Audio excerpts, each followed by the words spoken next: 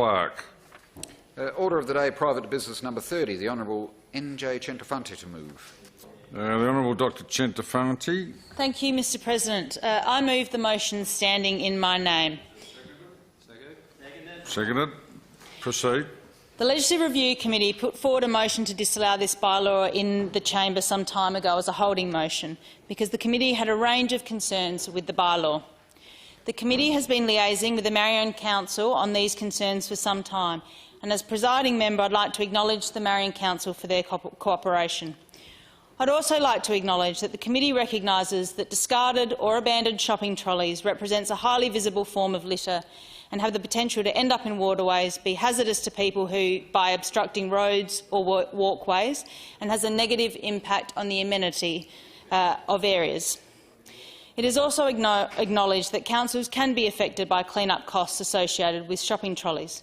However, the committee's primary concern related to one of its scrutiny principles, which is whether the law impinges on personal rights and liberties. More specifically, whether it is fair that an owner of an object is held responsible by the council for the theft and improper disposal of their property. This is a bylaw that is the first of its kind in South Australia and therefore warrants discussion and debate, Mr. President, within this chamber. I'd like to acknowledge the Honourable Connie Benares, who also has a notice of motion to disallow this bylaw. It is also worth noting that the bylaw came into operational effect on the 1st of February. So consequently, whilst it would have been a preference not to bring the bylaw onto a vote in this chamber in such a swift manner, it was required. I'd like to formally state that the government's position on this bylaw is to support the disallowance motion. Mr. President, this is a bylaw that seeks to penalise supermarkets if their trolleys are found abandoned in the council district. The bylaw gives the council the power to impound abandoned trolleys and force retailers to pay a fee to release them.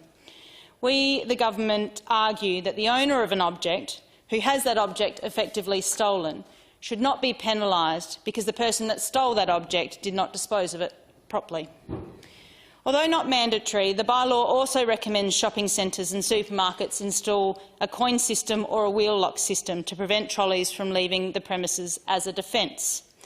These systems all cost money, Mr. President, some considerable money, and again putting responsibility on the retailer, not on those that steal and abandon the trolleys. I suspect some of these supermarkets would invest and are investing in these systems of their own accord. However, the defence of a supermarket shouldn't be contingent on the purchase of these systems. Whilst we do acknowledge that the bylaw has the ability to penalise individuals for taking a trolley out of the precinct, the reality is that this would be extremely difficult to police. Therefore, the onus, Mr. President, will likely fall on retailers and supermarkets. I think it is also important to acknowledge that abandoned trolleys are already considered litter, known as general litter, under the Local Nuisance and Litter Control Act 2016.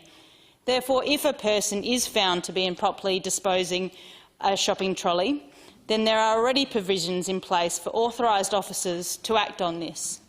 Under this Act, Mr. President, expiation fees of $210 and penalties of up to $5,000 can apply. Authorised officers can also request a litterer remove the litter and dispose of it correctly, and it is a further offence for failure to comply with this request. So, Mr. President, in short, we are of the firm view that retailers such as Drake's and Foodland, who are employing and creating jobs in our community, shouldn't be held responsible by the council for the theft and improper disposal of their property.